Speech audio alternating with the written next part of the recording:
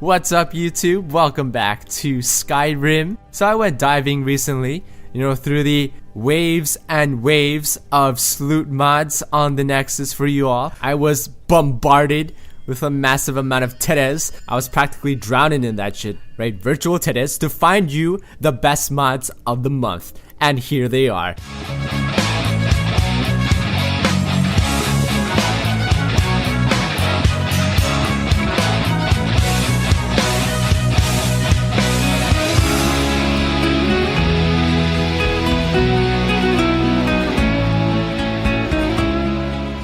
Starting us off is a very simple mod that was inspired by, Fallout 4. It's called Quick Loot, and it adds a new looting menu that works pretty much the same as Fallout 4. The box is definitely bigger, the text isn't centered, and the background is not transparent, but it works just the same. No longer do you need to open up a loot menu and pause your game every time you want to loot somebody. Usually when you see a bunch of crates, you don't bother because it's a waste of time, but now you can sort of just glance over very quickly, and I think we can all agree that this is just a way better looting system than what Skyrim had. The martyr of the paid mods fiasco is alive. He's back, and he's back for revenge.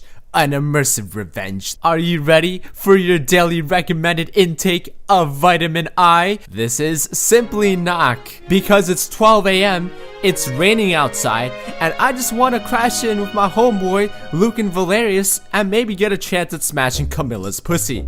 Cat, I don't like that cat. You're gonna tell me I can't just go up, knock on his door, and have him let me in?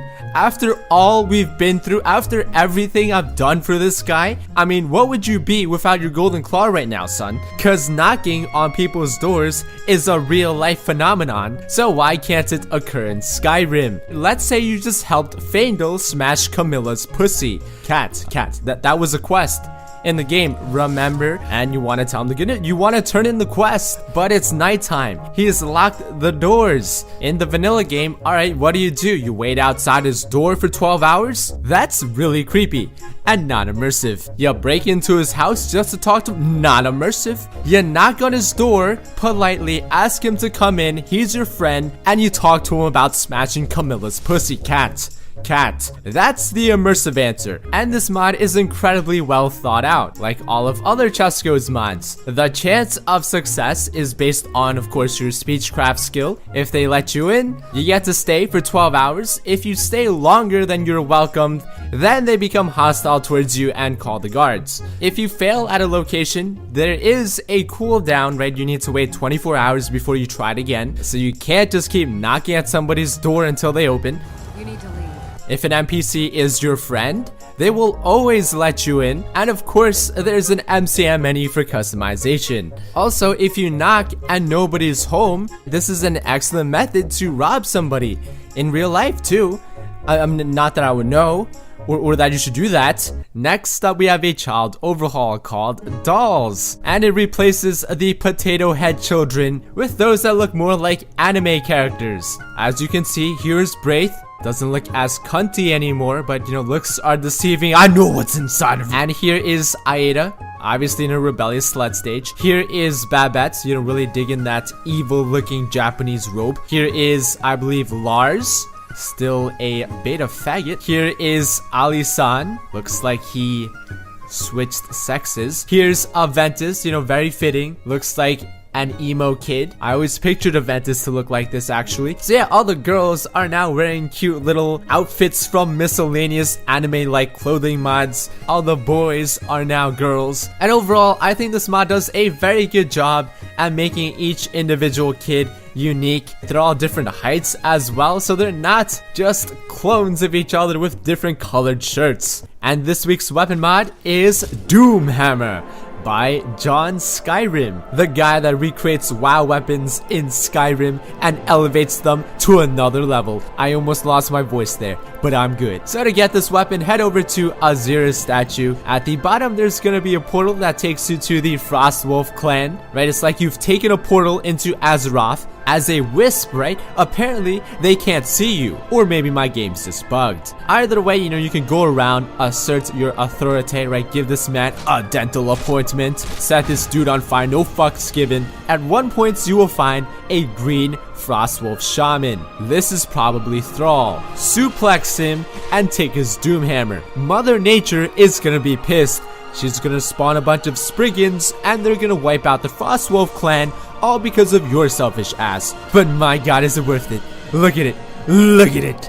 And respect it. It's beautiful. And you know what else is beautiful? Your face. Just kidding, that wasn't what I was gonna say. Skyrim is still beautiful. Like, fuck, man, Skyrim still got it. But anyways, very juicy looking hammer. For our Slutty armor mod of the week, we have the Blades Bikini armor by Nisa Tanaka Diablo of Man. And I gotta say, what really stood out to me were the textures. They are so good that they cannot possibly be vanilla. Completely shits on the vanilla blade textures. As ridiculous and unprotective this shit may be, there's no denying that this dude has some serious skills.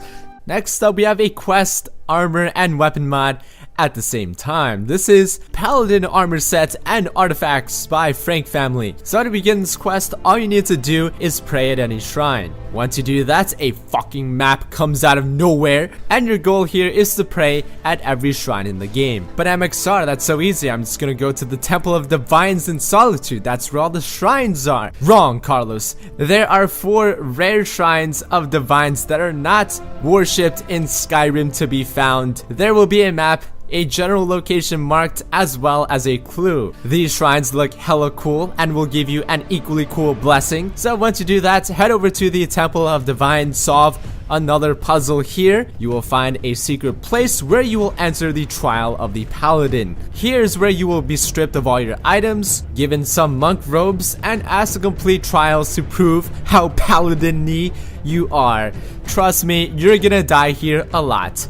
And it won't be because you're a bad fighter, it'll be because you're not paladin enough. I mean, also, if you suck at fighting too, you're also gonna die. Also, this wisdom trial has this really cool, very well implemented chess mini game, super impressive. And then at the end, there will be your armor and weapons. You get to choose whether it's light or heavy, although obviously it's heavy. You get to choose two-handed or one-handed versions of Chrysamere and the Mace Light of Day. Chrysamere has a chance to reflect spells with time blocks. The Paladin Cuirass will allow you to call a divine guardian, and basically every piece has its own special effect, so it's no ordinary piece of armor at all. It's unisex, although let's be honest, the girl version is basically the same as the dude version. I will admit though, maybe the most protective looking armor piece we've had for women, but not the most flattering. And that is it for this month, guys. Hopefully I will see you guys soon. Talk later. Alright, hit me up. Get home safe. Peace. Looking for some cheap games? Check out gtoy.com. Use my code MXR for 3% off. There's a link down below.